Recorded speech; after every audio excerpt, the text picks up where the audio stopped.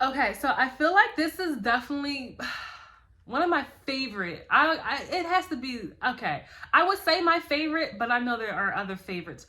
I love reading this chapter from Neville Goddard because my heart just like feels so strong when I read it. It is Creation, Power of Awareness. I am God, declaring the end from the beginning, and from ancient times things that are not yet done. Creation is finished. Creativeness is only a deeper receptiveness for the entire contents of all time and all space, while experience in a time sequence actually coexists in an infinite eternal now.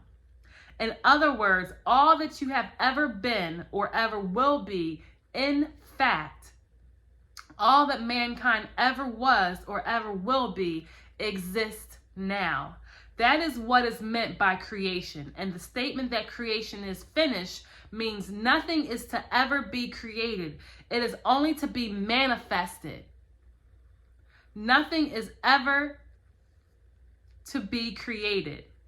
It is only to be manifested. What is called creativeness is only becoming aware of what already is. You simply become aware of increasing portions of that which already exists. The fact that you can never be anything that you are already or not experience anything not already existing explains that the experience of having an accurate feeling of having heard before what is being said, or having met before the person being met for the first time, or having been seen before a place or thing being seen for the first time. The whole of creation exists in you, and it is your destiny to become increasingly aware of its infinite wonders and experience ever greater and grander portions of it. If creation is finished and all events are taking place, the question that springs naturally to mind is, what determines your time track? That is, what determines the events which you encounter? And the answer is your concept of yourself. Concept determines the route that attention follows. Here is a good test to prove this fact.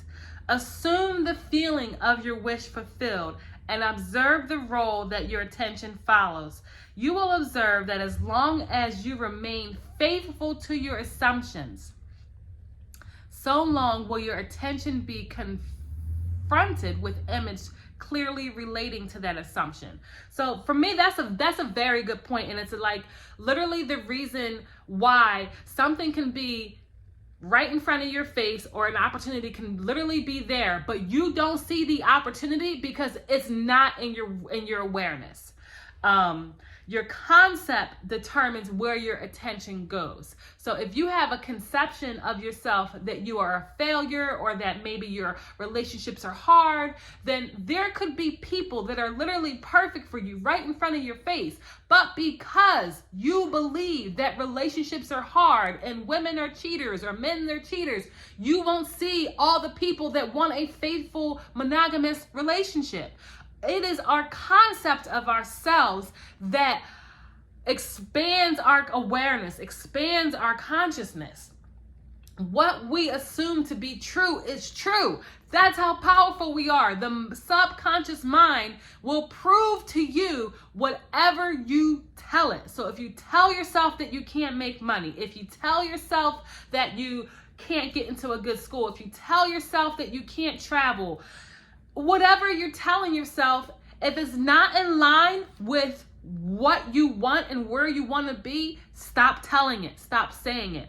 Our attention is so powerful, but it must be concentrated. We literally think between 50, 60, 70,000 thoughts a day. So our power of our thought is just scattered. It's just scatterbrain. But can you imagine how powerful you are and how powerful you can be if you just concentrate your thought to a specific end firmly and repeatedly? forgetting what the world is showing you, forgetting what the 3D is telling you, but identifying yourself with that what you want to be over and over and over until it manifests, until it happens. When you think from a certain state, you have ideas and thoughts from that state. So let's go. If creation is finished and all events are taking place now, the question that springs to the mind naturally is what determines our time track? That is, what determines the events in which you will encounter? The answer is your concept of yourself. Concepts determine the route that attention takes. Here is a good test to prove the fact. Assume the feeling of your wish fulfilled and observe the route that your attention follows. You will observe as long as you remain faithful to your assumption. So long will your attention be confronted with image clearly related to that assumption. You have an idea, you stay focused on that concept, you're going to see other ideas related to that concept. There's a specific thing that you want to have in your life.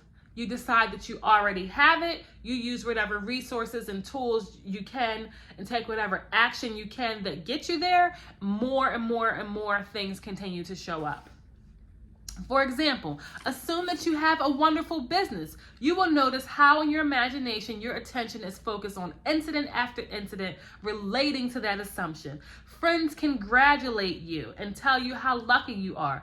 Others are critical or envious. From there, your attention goes to larger offices, bigger bank balances, and many other similarly related events. Persistence in the assumption will result in actually experiencing, in fact, that which you assumed. The same is true regarding any concept.